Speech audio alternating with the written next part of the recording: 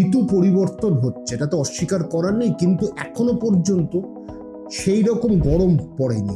আমরা গরম জামা রেখে দিয়েছি, ঠিক আছে, কিন্তু এই সময় ঠান্ডা লেগে যাওয়ার একটা প্রবণতা থাকে। কারণ ধরুন এসি চালিয়ে দিচ্ছি, আমরা স্নান করছি, মাথায় জল দিচ্ছি, সারা শরীরে জল, পুরো জলটা না মুছে আমরা ঘরের মধ্যে ঢুকছি, সেখানে ফ্যানটা ফুল স্পিডে আছে, সেইখান থেকে কিন্তু একটা সর্দি লেগে যেতে পারে। আমরা ওয়ার্ম ব্লাডেড অ্যানিমেল, আমাদের শরীরে তাপমাত্রাটা নিয়ন্ত্রিত হয়, সেই নিয়ন্ত্রণ যখন হারিয়ে ফেলে তখন কিন্তু সর্দি কাশি হতে পারে।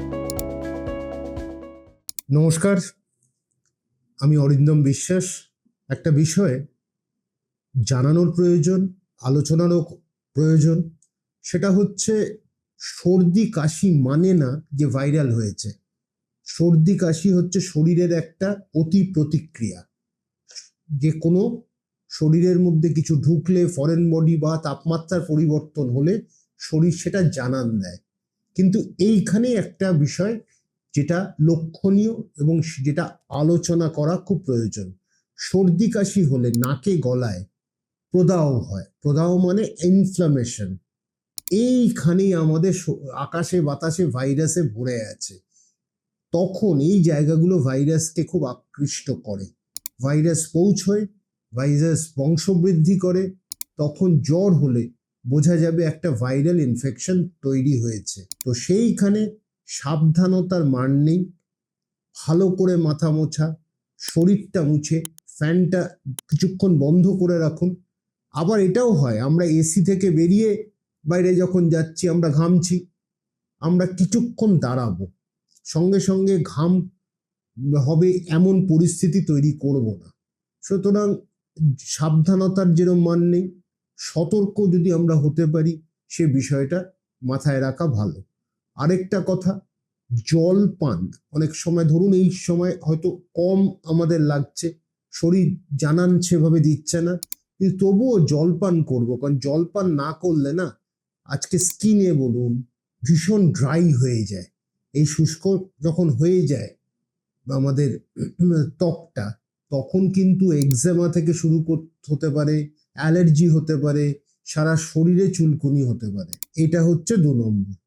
এই যে সুতরাং জল পান করুন, শরীরটাকে ডিহাইড্রেট করবেন না, রিহাইড্রেট করুন, হাইড্রেট করুন, শরীরে যাতে জল থাকে, পরিমাণটা যথেষ্ট থাকে।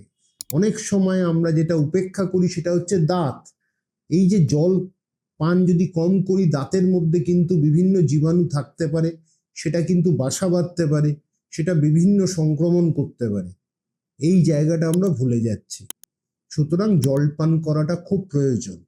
এবার বয়স্ক মানুষদের ক্ষেত্রে বলি, আমরা আজকাল বিভিন্ন কৃত্রিম উপায়ে হাসি, বিভিন্ন মাঠে ঘাটে গিয়ে, সেখানে জলকণার থেকে কিন্তু সংক্রমণ আসতে পারে। বা খুব সকালে এই মুহূর্তে বয়স্ক লোকেদেরকে আমি বেরোতে বলবো না, কারণ তাপমাত্রার পরিবর্তন হলেই, তারতম্য হলেই কিন্তু সংক্রমণ হতে পারে, সর্দি কাশি হতে পারে। আর বয়স্ক লোকেদের ক্ষেত্রে অনাক্রমতা অর্থাৎ ইমিউনিটি, এর কিন্তু ক্ষমতা কিন্তু ক্ষীণ হয়ে আসে। সেইখানে ছোট ছোট সংক্রমণ খুব বড় আকার নেয়, জটিল থেকে জটিলতর হয়। আমি আবার বলবো, বয়স্ক মানুষ তারা একটু রোদ্দুরটা পড়ুক, তারপর আপনারা হাঁটতে যান, তাতে অসুবিধা নেই। কিন্তু একেবারে সকালবেলা এই মুহূর্তে যখন ঋতু পরিবর্তন হচ্ছে, তখন না যাওয়াই ভালো। বাকিটা ঠান্ডা জল খেয়ে পান করার অভ্যেস আমাদের আছে। সেই ঠান্ডা জলটা গলাকে আরাম দেয়, তার নিচে কি হচ্ছে আমরা কিচ্ছু জানি না। বরং সেখানে যখন ঠান্ডা জলটা যায়, অনেক সময় শুকনো কাশি হয়, সেটা আমরা খেয়াল করি না। একটা বিরক্তিকর লাগে, গলা ব্যথা হতে পারে।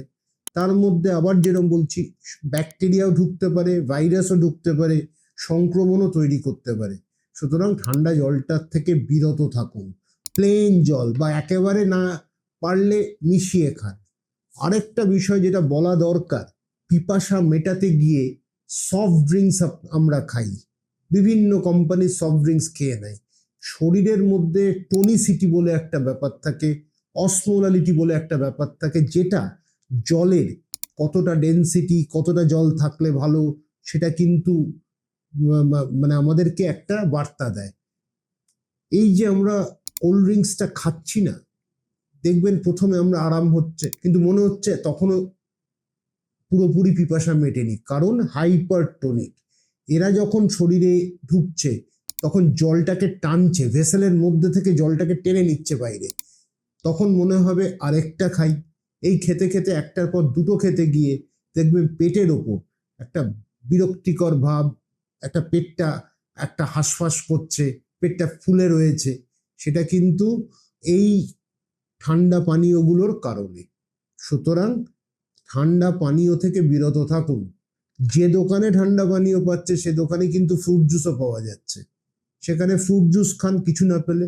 সেটা হলে শরীরটা কিন্তু ভালো থাকবে, হাইড্রেটেড থাকবে, এই যে শুষ্কতা হবে না। তাতে আমাদের শরীরের মধ্যে আমরা কিন্তু প্রাণবন্ত হয়ে কাজ করতে পারবো।